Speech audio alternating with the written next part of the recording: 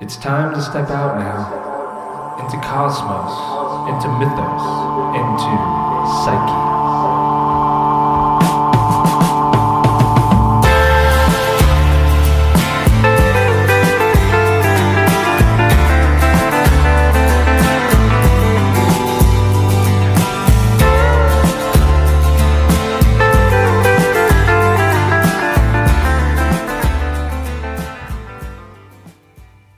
Welcome back. Another podcast. This one's titled The Practice of Dream Healing, and it's with Edward Tick. He wrote an amazing book called The Practice of Dream Healing, and we talk a lot about the Asklepian and the old ways that are currently being resurrected by him, many others, like myself, like the Dreaming in Chiron retreat that we just did, and this is not solely where I'm taking the work, but it's obviously caught my attention, and after what just happened at the retreat, it's definitely going to continue. Because as Hillman says, dreaming is psyche's way of doing its soul work. And so with myth, dreaming, astrology, all of it, it takes place in Kairos, or the sacred time, the urging time, the kind of time, the very essence, really, I think that we're after for all of you that are listening to this show that enjoy Holds the Heavens. This is what we're after. Time out of time. And context, mythopoesis, all of these great ideas. And so if at any point during this show you have this realization that, this is the medicine that you needed, and it came through Ed, or it came through me, well, you can go to patreon.com/AdamSummer, and you can support the show, because there's many more like it. And at $1, $5, $10, $25, there's all these different pledge levels and gifts that you get to receive, and also you get to be a part of the blooming community that's on there. That's patreon.com/AdamSummer. And I'm going to be exploring a lot of the Boneyard trio these coming months. This month we're focusing on Saturn, so there's going to be a solo show on Saturn and Capricorn at the end of the month, a class next weekend, a parlor as well this weekend coming up.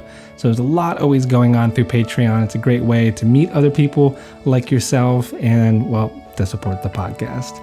And if you don't have $1 or $5, it's all good. You can just, on your podcast app or on iTunes, leave some stars or a review if you're so inspired.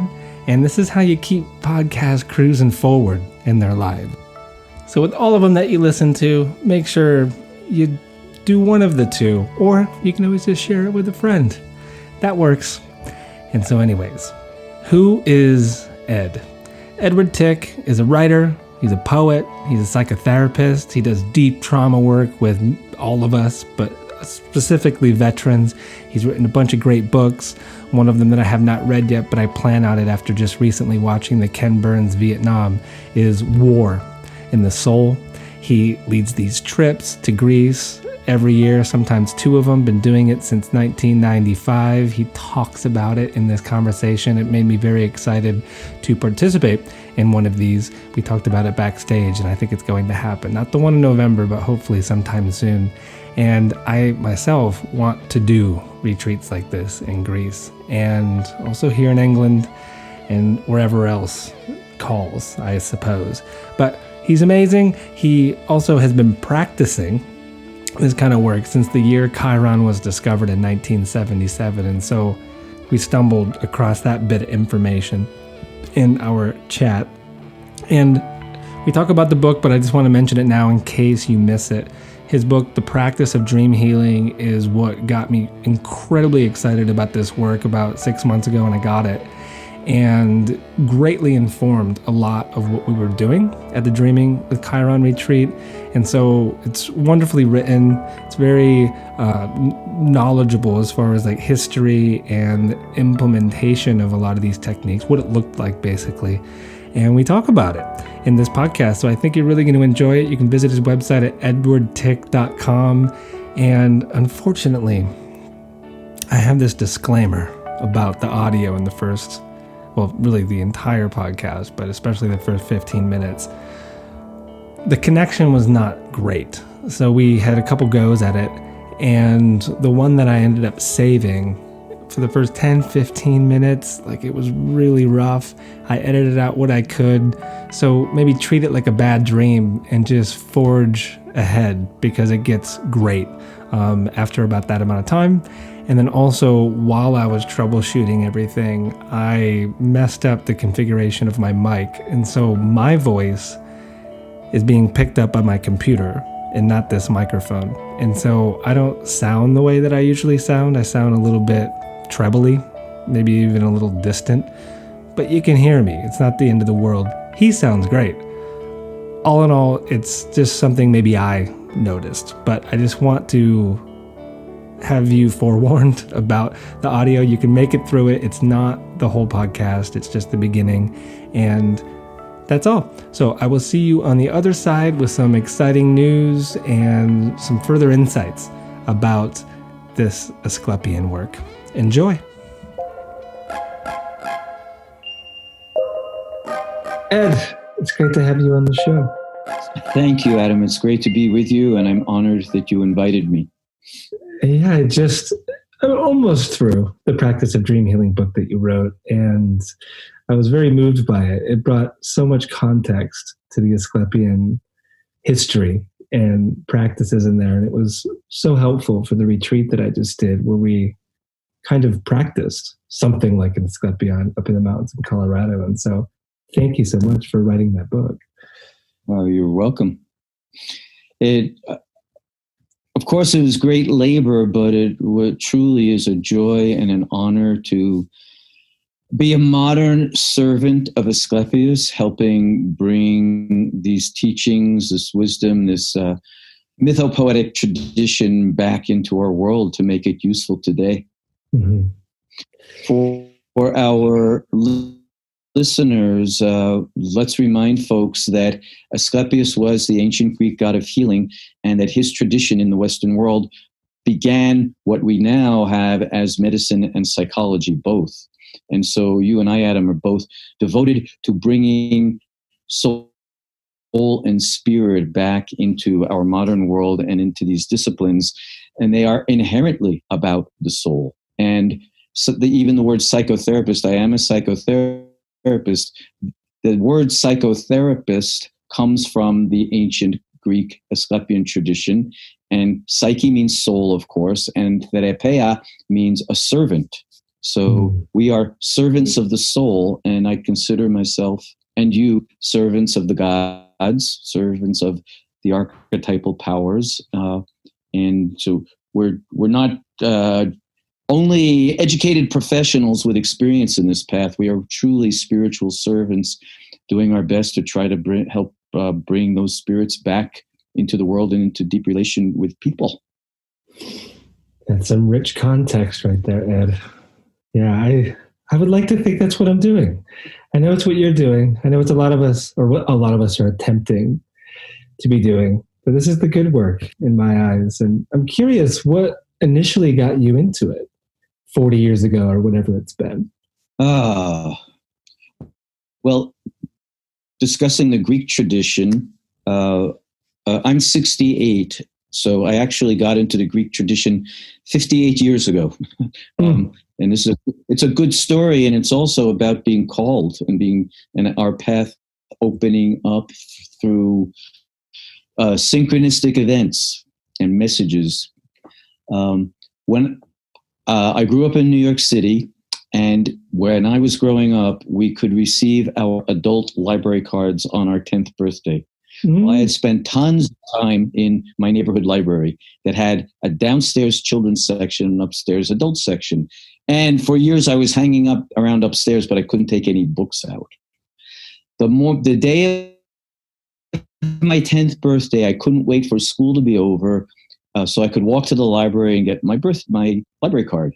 Well, I got it, and it was like a ticket to this. So I went upstairs, and I remember vividly wandering the stacks, wondering what's the first big adult book I'm going to take out. This is a huge initiatory moment for me. turning 10. And my memory is that I was wandering the stacks and had no idea what I wanted to take out. And as I was walking down the floor to ceiling stacks, it was as if a book was pushed off a higher shelf and fell into my hands. I didn't pick it out. I remember it falling, and suddenly I was holding this big red leather bound book, and it was the Iliad. And it was a beautiful volume. It had amazing pen and ink drawings.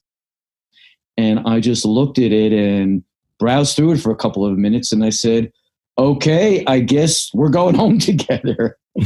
So at 10 years old, I devoured the Iliad and I fell in love with it. And from then on, I began studying the Greek tradition.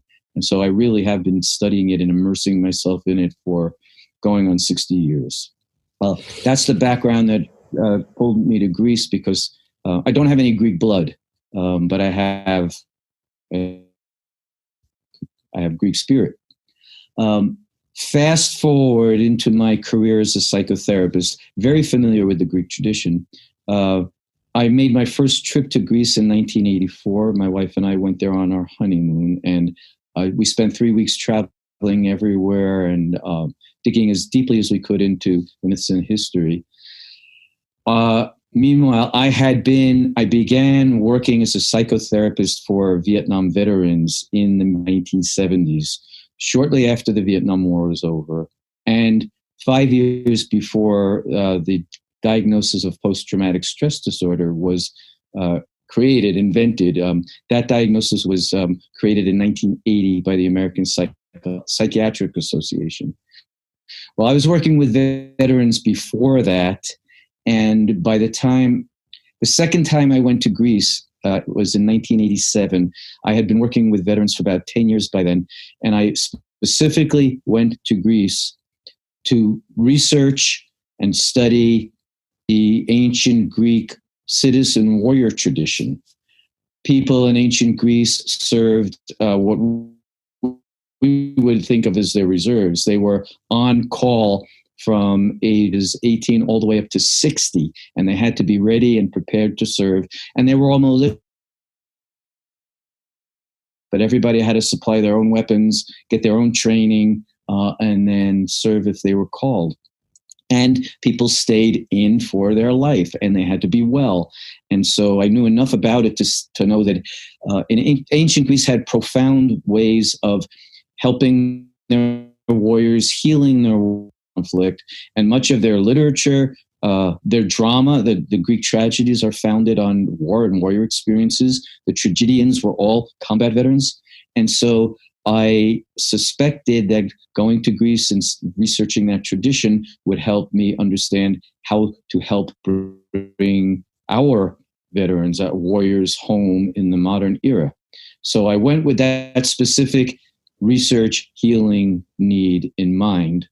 And in 1987, during that journey, I had many breakthrough spiritual experiences of my own in the Greek tradition. And we won't talk about all of them, but in particular, I went to Epidaurus. It's spelled up Epidaurus. It's pronounced Epidavros, which was the main Asklepian healing sanctuary of ancient times. We know that there were at least 12 Asklepian sanctuaries all over the Mediterranean, stretching from Spain and Portugal in the west all the way to Egypt, the Middle East in the east, and then from the Balkans, like modern Bulgaria, Romania in the north, through Greece and Italy, and then all the way to the northern coast. So this was a healing tradition spread all over the Mediterranean world that did give birth to what medicine and psychology today. So I knew all of that, and I wanted to explore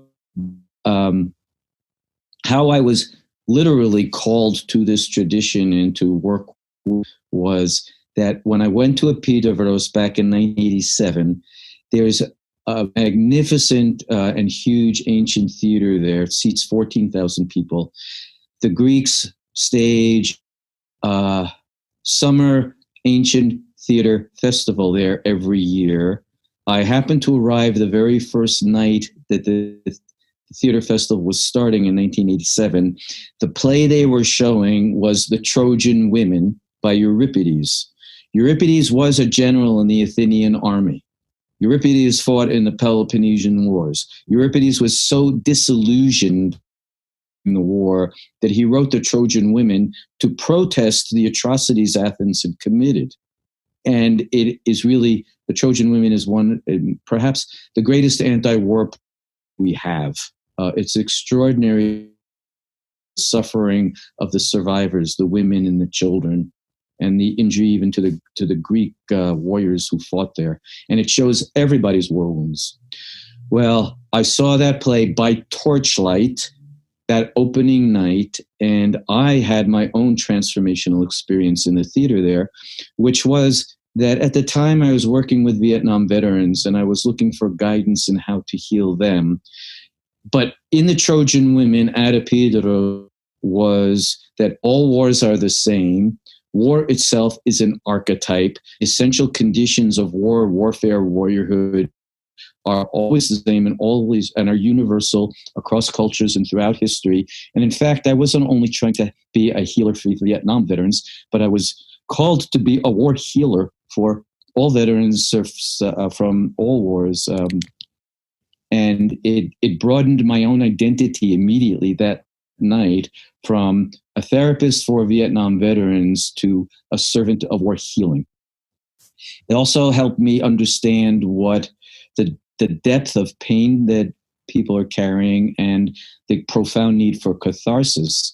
The protagonist of The Trojan Women is Hecuba, the queen of Troy, who has lost everything.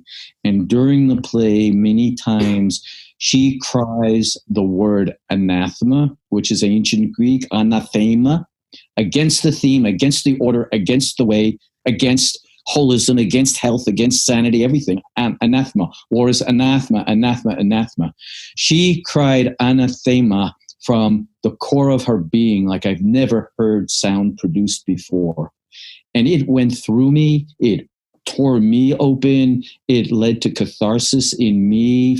By that time, I had been working with our veterans for 8 or 10 years, and I had lots of accumulated pain and grief, and it released that. And it really almost instantaneously changed my identity, enlarged my identity, and gave me this much bigger vision of what war is and does, how universal its wounding is, and the depth we need to go using tragedy, using the arts, using myth to help bring healing from war. And from that moment on, I also began investigating why is tragedy being performed in this ancient healing sanctuary, and what does tragedy what do the arts have to do with healing, and what kind of healing was practiced here? And that plunged me into, that was 1987. So now it's a 32-year exploration, research, practice in the Asklepian tradition that originally hosted me and thousands of people in Epidavros. That's how I got involved. That's what called me, and I've been doing it ever since. Wow, that's how it started. Now, that story you share in the book, I remember it very well, and I found it incredibly intriguing, like as well, and how catharsis is a part of it is a part of the cleansing experience before you enter the Asklepian, right? And so that was curious. I had never known that before. And there's something you mentioned about your timeline that is curious to me, in the sense that, did you begin your practice in 1977? Yes. Just the Vietnam War ended in 1975. Mm-hmm. I am that age, but I didn't have to serve. I didn't want to serve. I was protesting the war. But this is also about unfolding my destiny. It's not only that I was a war protester. I wanted and needed to give some form of service, but I wanted my service to be for healing and peacemaking, not for taking life. My godfather and my mother's only sibling, my uncle and godfather, was a medic at the Battle of the Bulge in World War II. and he had very severe shell shock, what we now call PTSD, his whole life. But he was my godfather, and he put that energy in me. And I grew up around PTSD with him, and my father had it, and other adults, World War II survivors and Eastern European refugees that I knew. So I was heavily exposed to trauma before Vietnam, and then certainly as a result of that war, and then working with Vietnam veterans beginning around 1977 after that war. So with all of the above, we all need purification and cleansing. We all need catharsis. And it is not only in the Asklepian tradition, but it is universal in the warrior traditions of the world that intensive purification is performed on the warriors when we first bring them back from the war zone before we let them go back into society again. And of course, our modern countries neglect that. Just get them home as quickly as possible and send them home and let them have a reunion. Yeah, so we get tons of sexual abuse and violence and domestic violence and fighting and all kinds of horrors because they haven't been cleansed and purified. We haven't taken the war out of them. Well, the Asklepian tradition and others do that and do it intensively, and it's utterly necessary. So I experienced that in myself from my own personal life, growing up surrounded by trauma, and then working with our veterans who have so much trauma, and also dealing with its impact on me as a non-veteran and what was missing in me such that I needed to give some form of wartime service. But not in the military, but as a healer afterwards. But all of this feels like, we both affirm that we have a destiny, we have a calling, we can become so connected to the archetypal world, to the spiritual world, that we receive these messages and signposts that we're called to follow to unfold our destinies as well as give our service. Indeed. And Ed, I asked about 1977 because there was an interesting event in the fall of 1977, and it related to the discovery of this planetoid, this asteroid between Saturn and Uranus called Chiron. And as you know, Chiron is the teacher of Asclepius. And yes. So there's a lot of ideas, in other words, around his emergence into the collective psyche around that time, the Day of the Dead, 1977. And that's why I was curious, because like if you started your practice around that point with the veterans, and then there's the emergence of Chiron, but he's someone that I work with deeply. And Asclepius is only a little asteroid between Jupiter and Mars that I don't really have much work with. But like these stories work. And I don't know how much you've paid attention to how it plays out within the stories of astrology and tracking it, but absolutely true with Chiron. And as Asclepius' teacher, you would imagine that Chiron knew everything that you were saying, right? The necessity of purification, the necessity of dreaming and healing, the necessity of all of these ideas. And so I just wanted to bring that to your attention if you didn't know that. No, well, thank you. I have the chills right now, and that's a good thing. And thank you for that. Let's recommend it to your listeners. Your podcast on Chiron is excellent. Oh, you listened to it. I really snuggled in with that and felt right at home. Thank you for that. And let's underline his importance, because yes, he's come back to us astrologically. He came back. I wasn't aware of it at the time, but he did come back at the same time that I was called into this work. Yeah. And again, for our listeners, and you point this out very well in your podcast about Chiron, he was the teacher of Asclepius. And so Chiron represents the mythopoetic and sacred origins of the healing calling. And he was also the teacher, the mentor of warriors. Mm-hmm. He was the teacher of Achilles and Jason and Theseus and Hercules. And so how important for me that he was the mentor of Asclepius, the god of healing, and also the mentor of some of the fiercest, most powerful, and influential of the mythic warriors of ancient Greece.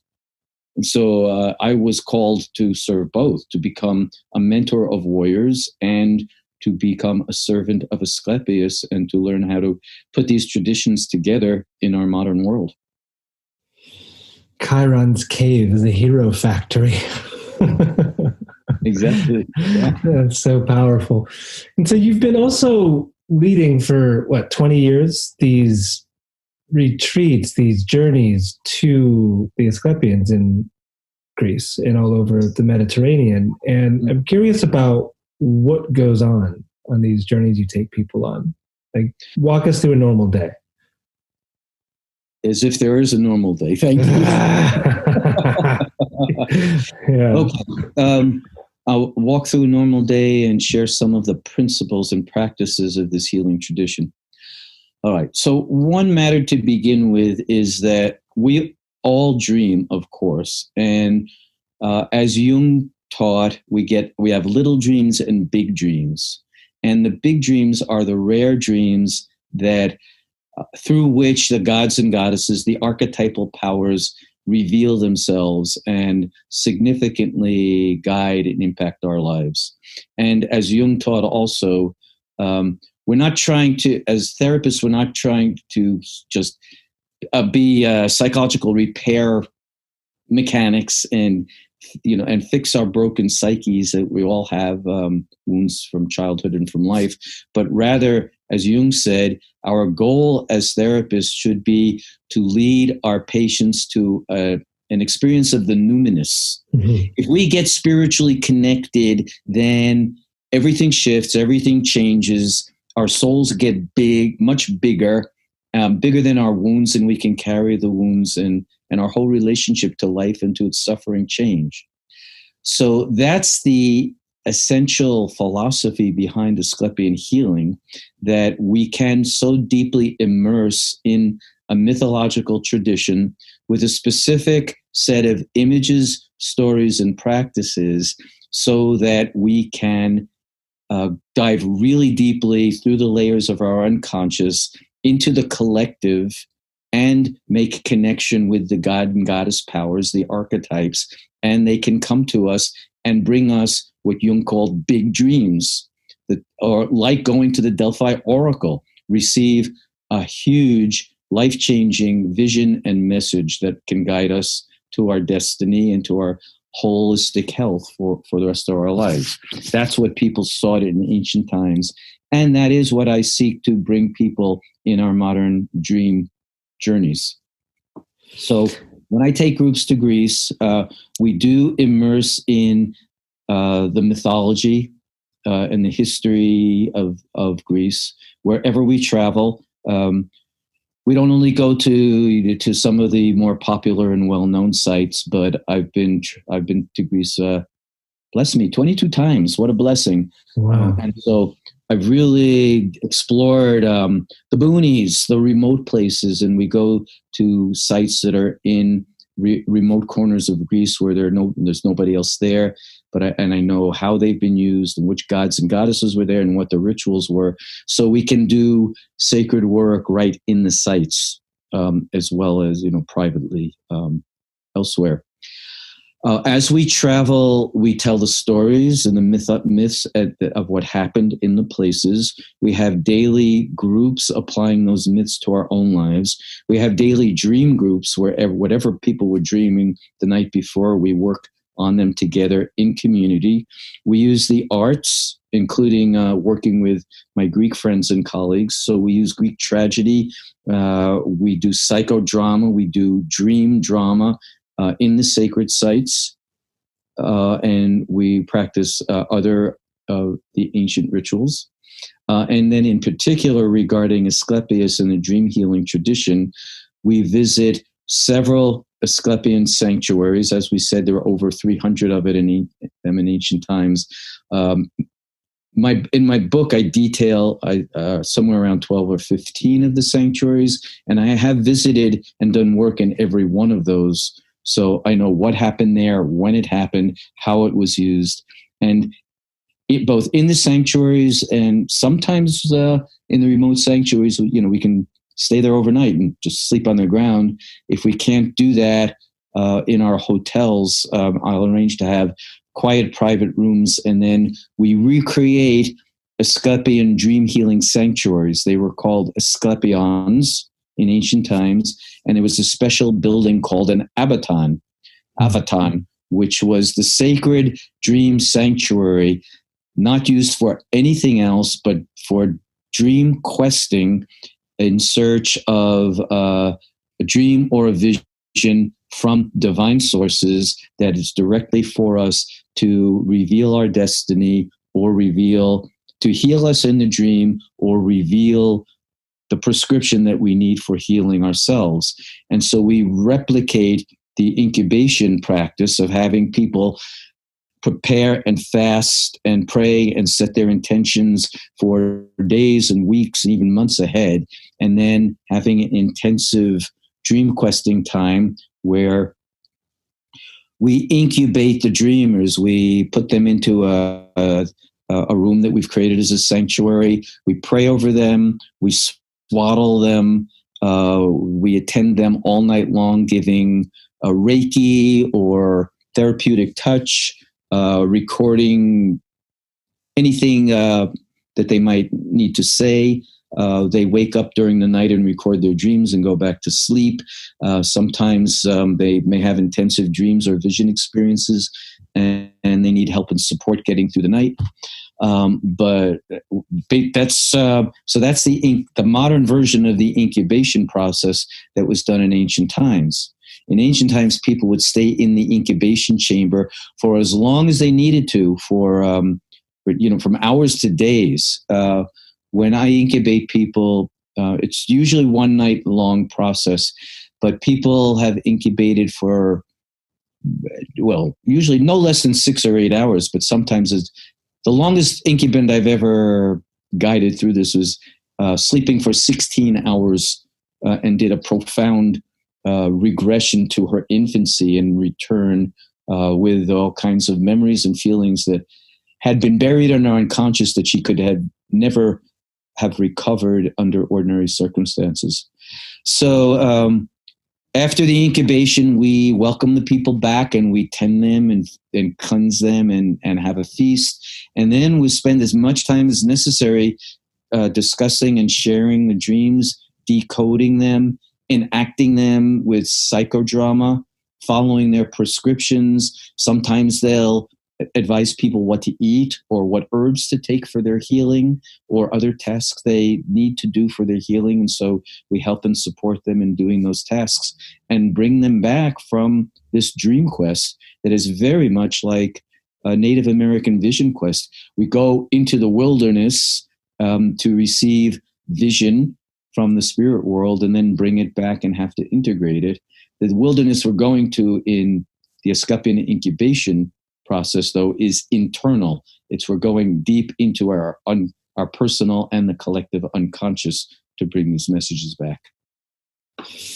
And in the last thing I'll say about this for right now is that it's extraordinary. Most people in the modern world have very confusing dreams without necessarily consistent imagery, either from our culture or even themselves.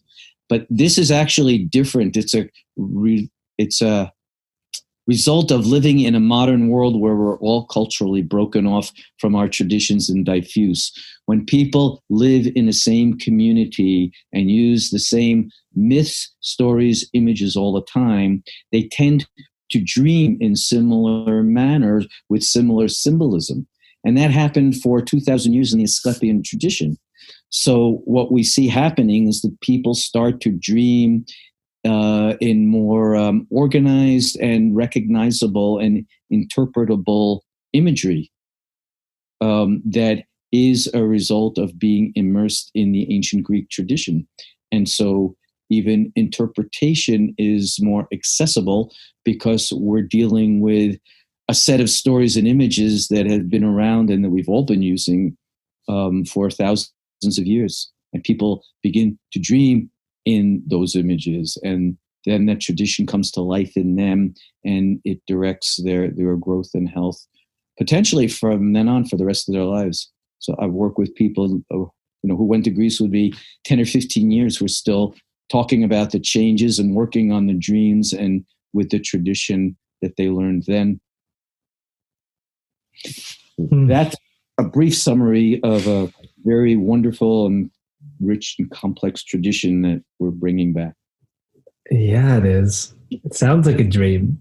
And when you're talking about the cohesiveness of dream symbols that occur in these modern Asklepians, like, is it a capturing of the old ones, like Asklepius showing up, or in the form of dog, snake, rooster, etc., or is it new images that appear through the stories that you're noticing? It can be either or both. Okay. It is quite common that yes, the dog, snakes, and roosters show up, and not just in dreams, but also in waking life as we travel through Greece. Mm-hmm. One man, for example, who had a severe, life-threatening blood and rare blood condition. When we arrived at the Asklepion in Corinth, a stray dog just showed up out of nowhere and attached itself to this traveler, Dave, followed him everywhere all day, including a difficult hike up a mountain. And the dog went all the way to the top and all the way down with him. And then when we got back to the group, the dog just disappeared. And Dave said, I know that dog was from Asklepius. I know that was his messenger. I know this is calling me to incubate. And the next 2 nights, he had the most complex, extensive, life-changing dreams that was loaded with spiritual symbolism from the Asklepian tradition and other traditions as well. For example, in that dream the first night, he saw the entire group on a ship doing the Asklepian practices on a ship. He'd never heard of it or seen it. Well, it turns out that the Asklepion of Rome that was built in, I forget the date, like 290 BC, when the Romans brought Asklepius from Greece to Rome, that they brought it by ship, and then the Romans carved a giant rock in the Tiber River into the shape of a ship and built their Asklepion on that. So our traveler, Dave, had a dream of that, but he didn't even know it existed.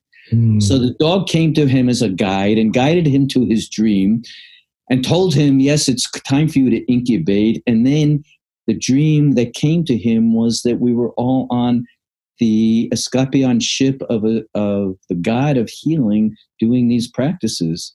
And then on that ship, he had a big dream where he was swallowed by a snake and felt himself changing down to the cellular level as he passed through the snake.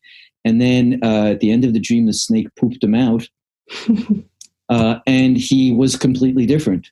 And Scout's Honor, he was one of my first travelers. This was back in 1995.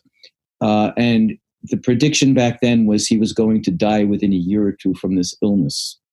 He came back and his blood illness went into remission.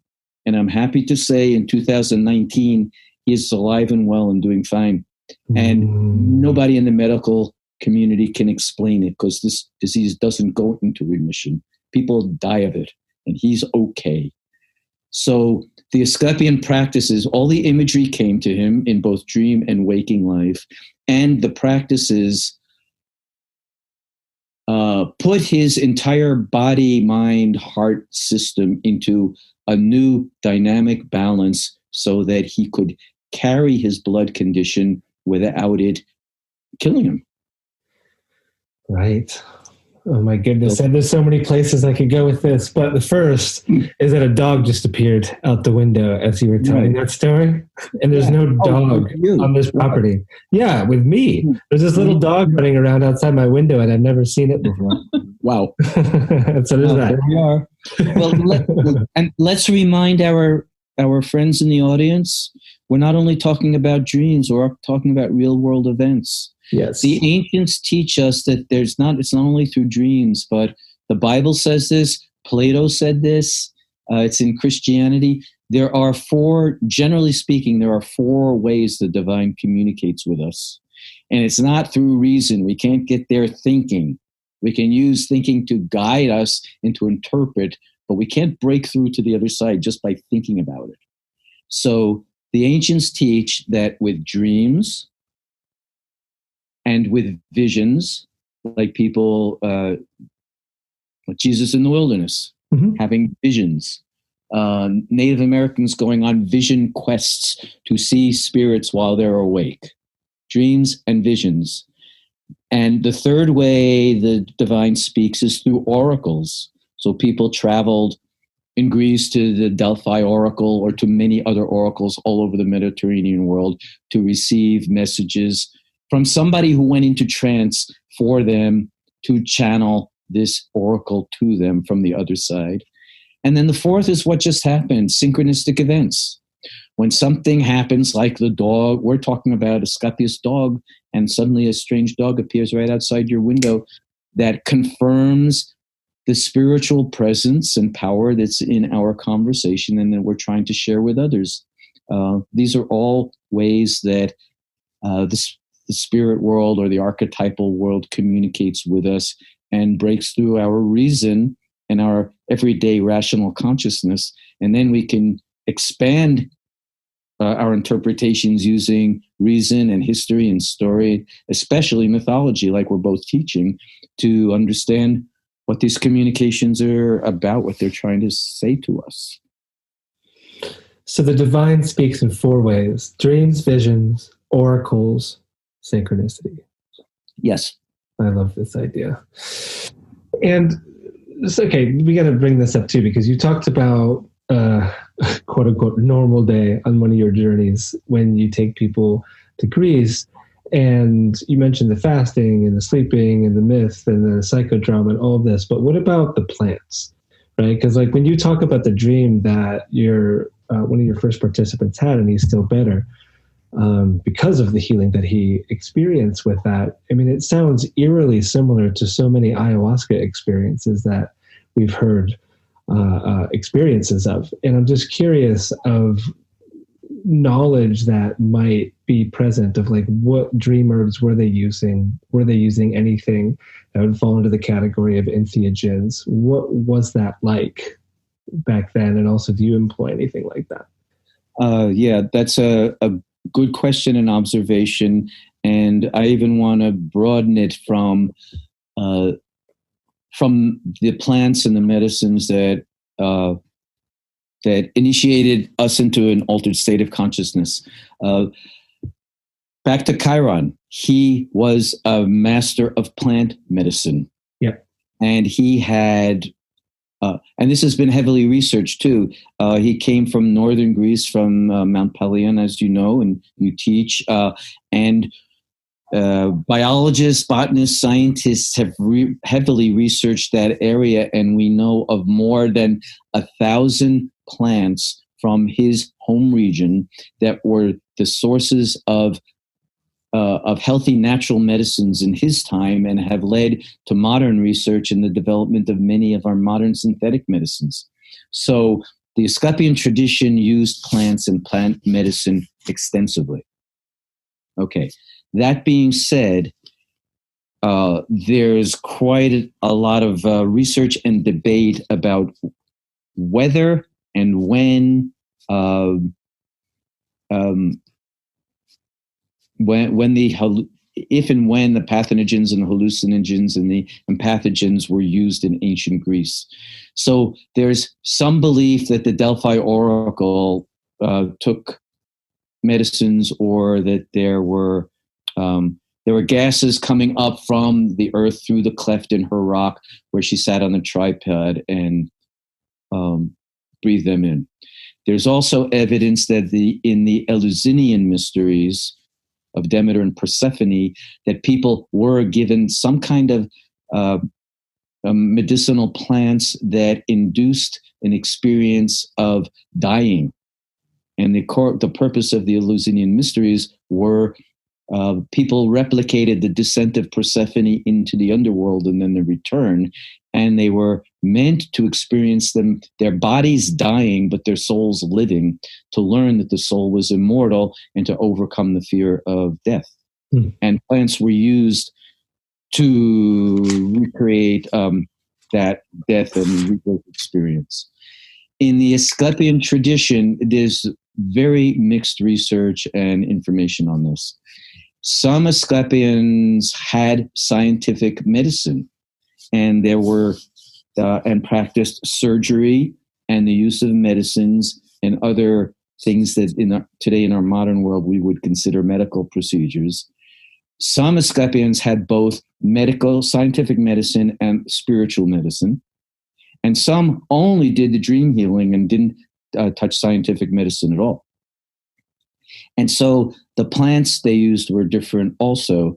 As far as we know, it's not definite, but there is not evidence that people were taking the medicines in order to have the dream incubations, but rather that they were put through intensive holistic health practices first to prepare them to go into an altered state of consciousness. So they would have hydrotherapy and psychotherapy and attend tragic performances, and they had astrology readings. They had their versions of acupuncture or acupressure at the time, and they put people through intensive practices that would propel them into an altered state of consciousness before they did the dream incubation. So whether they used the plant or not, the goal of, as you said, creating an ayahuasca-like experience where you're on retreat, and we do want and intend to put you into a profound altered state of consciousness so we can radically and quickly change the organization of your psyche. So you'll come back as a different person. Jungians recognize that these practices are the original blueprint for slow, long-term, in-depth psychotherapy. What a Jungian or an archetypal therapist would say today is, our roots are in incubation, and modern depth psychotherapy is doing very like slow cook, like putting things in the oven at 200 degrees in the morning so it'll be ready at night. Mm-hmm.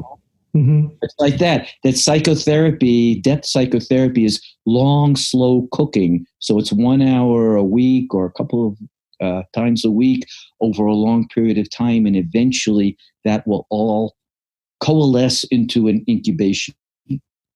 The ancients were looking for a deep, intense, short-term, acute incubation process that would bring intensive transformation rather quickly. And so on my journeys, or in Native American vision quests, or in the ayahuasca temples, people are looking to have that intensive, numinous experience rather quickly in ways that bring profound healing and transformation, rather than the slow cook, gentle while we're living our ordinary lives, the way that psychotherapy can do it. 1,000 hours of psychotherapy in an evening. We don't have time. I mean, there's great debate on whether one needs it or not, but I think one of the great arguments around it is like, we don't have time. Like, we need to address like these, like you were talking about going to the beginning of the conversation of this trauma that we carry ancestrally. Like for you, it was your father and what you were surrounded with. Even though you never experienced war, you were saturated in the results of it. And like we carry all of this within our soul, and it's the cross that we bear. And like we need to, especially at this point, I think, in human history, to have an acceleration. And I think that is it's the beauty of what you're doing. It's part of what I'm trying to do. And also there is a spread of the ancient medicines across the globe, which I think is very poetic when we talk about it like this. Like the slow cooking method is absolutely important, but there's also the X-ray or yes, something that we need desperately as well. And I mean, something like that. And it. we better use those X-rays, the spiritual X-rays, to penetrate as deeply as we can, because there's no time. We have to get to the core again. Yeah. Like Now, save ourselves in each other. Here's a bit of an absurd idea I heard recently, and it's obviously not true, but it's going to lead me into a question that will basically take place where I'm sitting. So a friend of mine said that a lot of those in chiropractic say that D.D. Palmer, the founder of chiropractic work, was the last of the Asklepian healers. I call bullshit.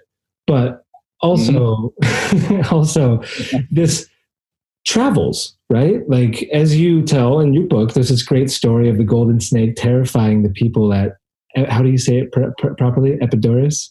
Epidaurus.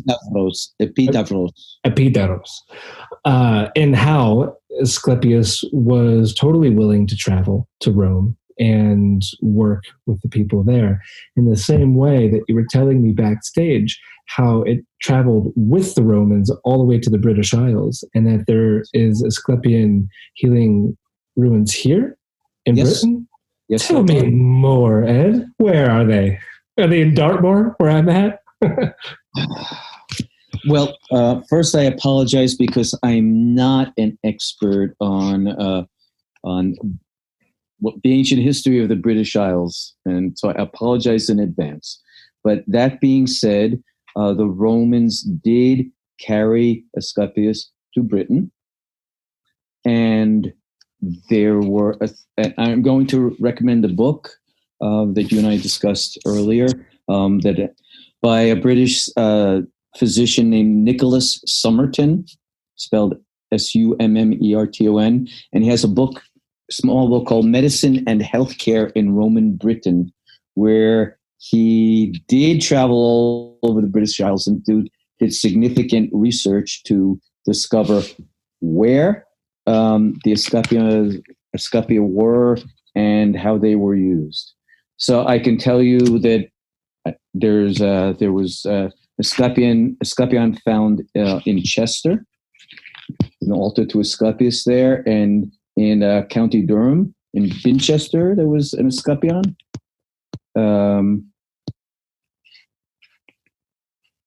As I said, I'm sorry, I don't know. Oh, no, it's okay. I will look him up. Geography well enough. There's one in Essex in Braintree. Okay. One in Gloucestershire in Lindley. So those are some of the resources, but talk to Dr. Somerton and look at his book. And he and I have dialogued about introducing the Asklepian journeys in Britain, in the Isles, and leading people to the various Asclepia there, and also doing these practices there where you are. Amazing. Yeah, I'm going to look him up. I'll add one more way that it travels and is returning. One of the people I've worked with closely, one of my students and colleagues, she is a psychiatrist. She's originally from Syria. She now works in California. She's a dreamer. And we should also say and share with our audience, we know some of you out there are big dreamers who get flooded with dreams, where the dream portal is wide open and lots come through. This psychiatrist, her first name is Grace, is like this. She's been to Greece with me three times, I think. We're going again next month together. And as a psychiatrist, she says, I did not know who I was, did not have my true identity until I learned the Asklepian tradition and realized that as a dreamer, I dream for other people also. I dream for my patients also. The ancient Asklepian priests and physicians did that. They would have dreams for their patients, telling them how to treat the patients. This woman, Grace, does. She dreams all the time. And she said, I didn't know my own identity. I didn't know I was a granddaughter of Asclepius until I learned this tradition and began traveling to Greece. And it's changed the way she practices psychiatry, so much so that I'm happy to share with you and all of our listeners that together she's leading the effort in that we are building an Asklepian sanctuary in Belize in Central America. She's bought the land. We're building the buildings. We're building an abaton. She has snakes and dogs have appeared on that land during ritual time. And we intend to open that abaton next year. And we're working with other therapists and holistic physicians who also practicing this tradition. So we're seriously not only well, hopefully visiting the British Isles and other places this was practiced, but also helping Asclepius come back in the modern world and restoring and rebuilding sanctuaries for modern use and for helping holistic medicine really become holistic again and spiritually guided again. Is there a way for folks to track the progress of this project? Yes. We're just building the website now. The name of this site will be Abaton Belize. Remember, Abaton is the name of the dream healing sanctuary from Asclepius time. So it's Aeaton Belize, Bleize. That's the name of it. And the website is under construction. So I would say you probably have to come back in a month or two. Okay. And people can contact me for further information about that too. I can also put people in contact with Grace, as an Asklepian psychiatrist and some of the other holistic practitioners. We're working together as a team to reestablish Asklepian work in our modern world. What better work is there? I love this, Ed. This is so amazing. And so people can find you at edwardtick.com. Is that correct? Yes, that's right. And so another question, I'm sure people are thinking about it. Your journeys to Greece, you said there's one in a month, right? It's in November. Is there any slots open for it? No, that one's full. Thank you for the attention. This will be my second one to Greece this year. I lead 1 or 2 a year to Greece. And I only take small groups, a maximum of 12 people, so that we can be very personal, very intimate, and every journey, I design every journey differently, and choose the sites and create the itinerary differently, depending on who's going and what their own healing and growth needs are. So these aren't package tours. They're really for you, the traveler, to support you in your own spiritual growth and healing. I'm planning next year now, and I don't have the dates yet, but people can contact me anytime to explore this.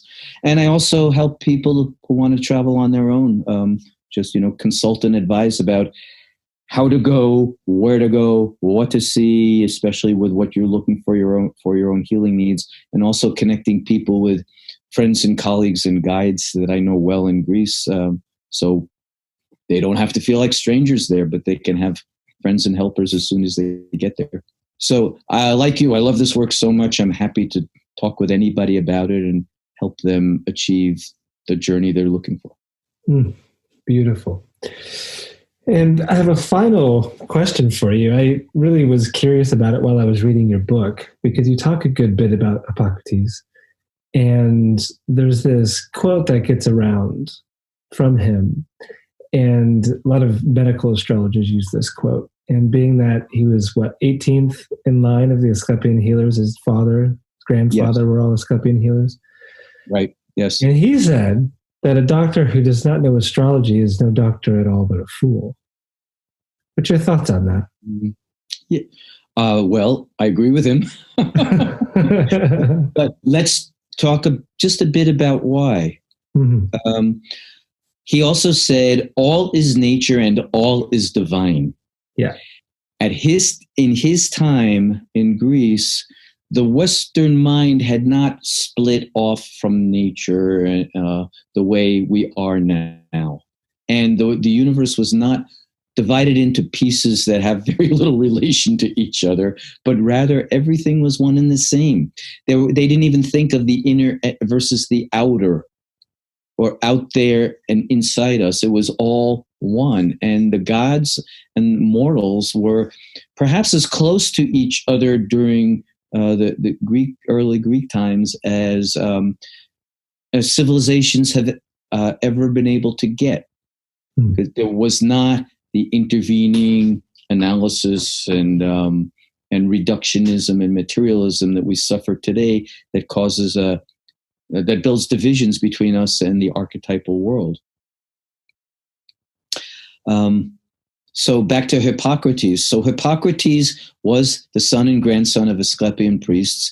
He did render their studies scientific, and he actually did not do dream incubation himself any longer. But he studied the incubations to understand the medical and physiological practices behind them. But he also still did believe in the divine and sought through natural processes. Hippocrates could probably best be understood as a naturopath who grew out of the Asklepian tradition. And he said, immerse in nature and use nature and all of its, the waters and the herbs and the plants and dreaming and sleeping and resting for our healing.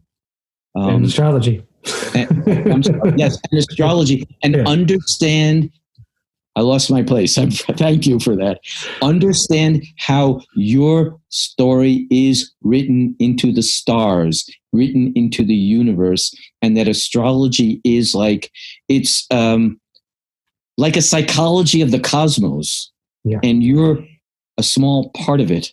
And you use astrology and understand astrology to help you connect yourself back to the cosmos and understand the mira in the Greek, the destiny and fate that the powers have written for you that you're meant to follow. And astrology can be one of the best tools we have for understanding the mythic journey that you are on. Like it or not, ready or not, you've been born to it. It's unfolding, and it'd be best for you to have the best roadmap you can acquire. And astrology can do it. And it's really an incredible tool for tracking dreams. We did that at the Dreaming with Chiron retreat a couple of weeks ago. And it's phenomenal, like how it shows, like you have to, of course, understand the symbols and how to read a chart. But when a dream is told and you have the chart with the transits, it's incredible how we tend to dream through the moon. Like the moon's almost like a dream catcher. And it's phenomenal how it works. And we did this with 12 people, great number for working in this way, like you said. And it was life-changing for people. I mean, I'm not an expert at doing this work, but I do understand astrology and how to teach it. And yeah, it was just really a gentle experience of everyone sharing their dreams every morning in circle, and then me being able to connect the themes to the chart and then work with it in that way. It was really great. Yeah, that's beautiful. I often have an astrologer traveling with me in Greece, and so we do that process as we travel and dream over there. It is wonderful. It is wonderful.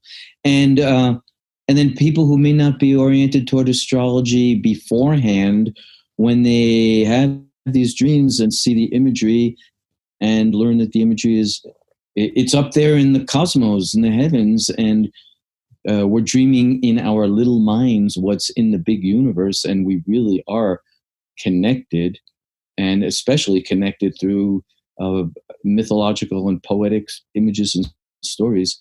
Boy, does that bring us home. It does. It does. I feel right at home talking to you, Ed. You're into all the things I'm into, and you speak about it quite well. Yeah, it's been a real pleasure talking with you tonight. You too. Thank you so much. Is there anything you want to say as final words in passing, or things you want to plug? Well, I'd be happy again to speak with anybody about this tradition. If you don't mind, I could plug my book about this tradition again. It's called The Practice of Dream Healing. The Practice of Dream Healing. It was published by Quest Books in 2001. And it is the most comprehensive book about the Asklepian tradition that has appeared since the 1940s, since there was an explosion of interest in Asclepius right after World War II, because the world needed it. And then, unfortunately, it got quiet again, but now it's coming back. So for those interested, I urge them to look at my book. And I'm happy to share that I'm writing a next book on this material presently. It will be called The Future of Ancient Healing, and it will come out toward the end of next year from Inner Traditions. And it continues to follow and develop the Asklepian tradition, as well as look at other ancient Greek healing practices that are coming back today. The Dionysian tradition, the Orphic mysteries, the Eleusinian mysteries are all starting to come back. They're bothering us again, and this is a good thing. So I'm doing everything I can to support that return movement. And again, happy to talk or share this with anybody. And if anybody is out there is interested in going to Greece or perhaps joining me on a journey, again, happy to talk with them. And my website is just edwardtick.com. My email is dredtick, DREDTICK @gmail. And my last message to everybody is pay lots of attention to your dreams and your visions and your synchronistic events, because really we are connected far more than we realize in the modern world, and the universe really is concerned with us and trying to talk to us. And now it's our job to open ourselves up again to receive it. And that imagination is our greatest natural resource. How about that for fitting it in last minute? Perfect. It is. I told you we would bring it up and we forgot, but that's a big one. Ed, a real pleasure talking with you. Me too, Ed. Thank you so much. Mm-hmm. Edward Tick, my friends, put a .com at the end of his name. That's his website if you want to work with him or go on one of these trips to Greece. And then that Asklepian that's being built in Belize, abatonbelize.com. Check it in a month, maybe 2 months, it should be up. And yeah, get on his newsletter, contact him, see when the next one is. I know I'll be joining one of them in the future. Not going to be the one in November, but maybe sometime soon.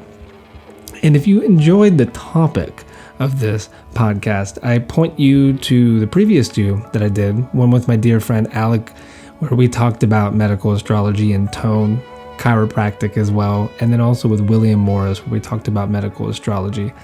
That too, it all covers material like this, and it's, a current chapter in the direction of this podcast. And so I hope that all of you are enjoying it and that you're getting a lot from it.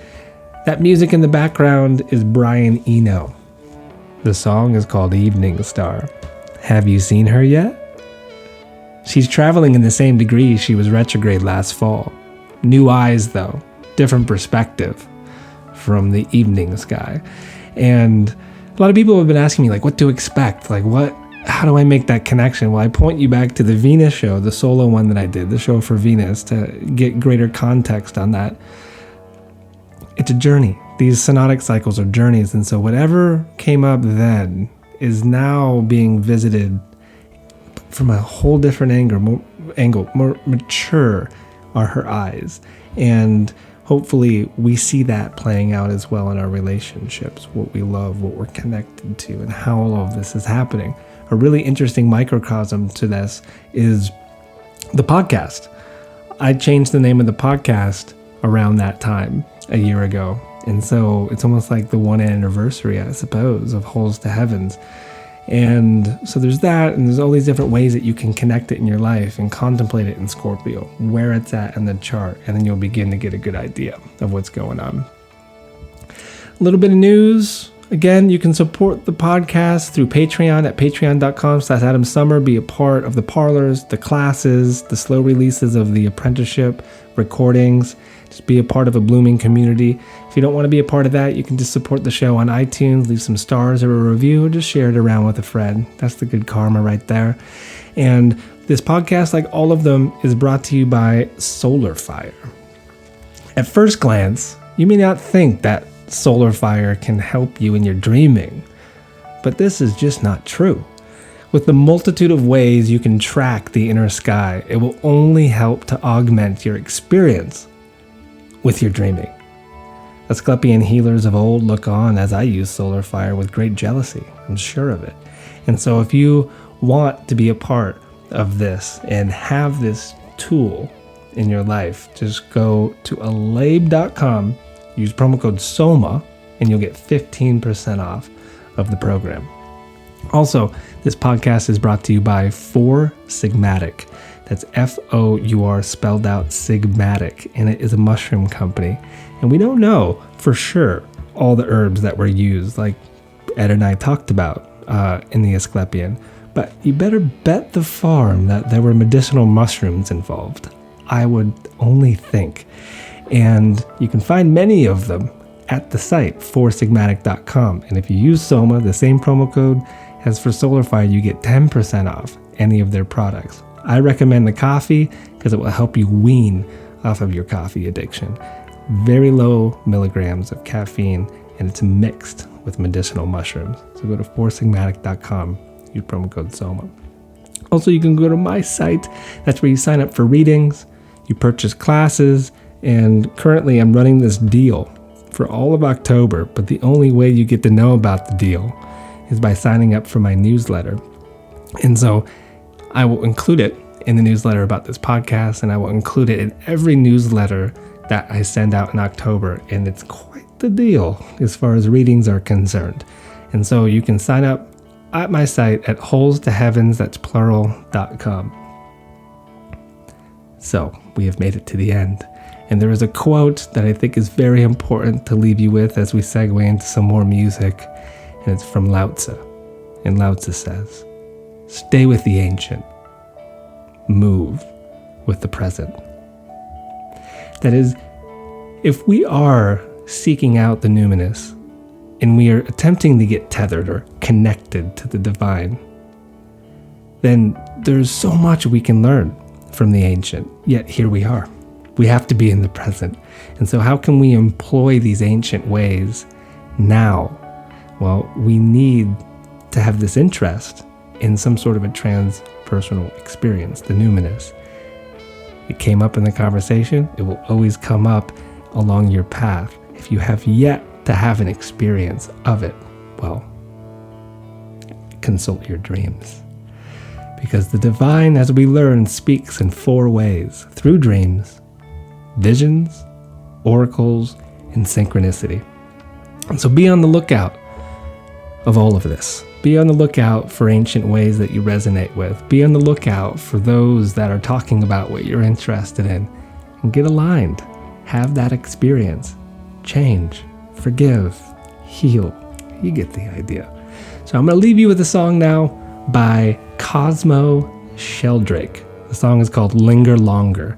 And I recently was actually at the Dreaming with Chiron Retreat where I discovered his music. Now, I knew about him because he is Rupert Sheldrake's son. I think he has 2 sons, Cosmo and Merlin.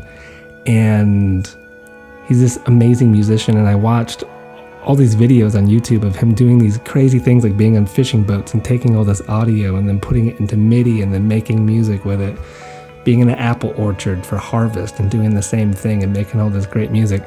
And so he has this album out. It's really wonderful, and the song Linger Longer is on it. And the reason why I'm sharing it is because life has a passion for living, and you'll know what I mean as you get groovy with this song. And so, Cosmo Sheldrake, everybody, that was Edward Tick. I hope you enjoyed this podcast. Again, I apologize for the audio. I know, it was a bummer, but it will never happen again. I really think that was the first time I ever messed up on the audio like that. And so, forgive me. I know it was hard, but you probably got used to it, is my guess. And so, enjoy the tune, and I will talk with you next by myself about Saturn and Capricorn. Be well and be kind.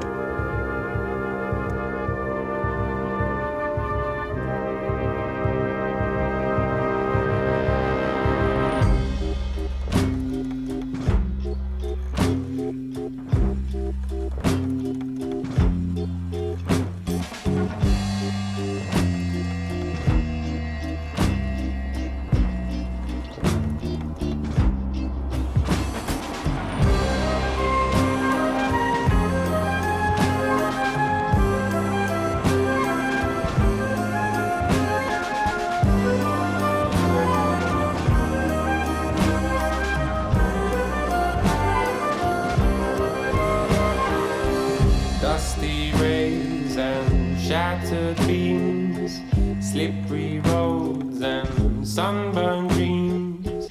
Winter's lost become summer's dream, come wobbling out heart of the ocean. Come trickle back to den and roost. Come claw and tooth and fish and goose. Come fin and tail and paw and tooth. For life has a passion for living.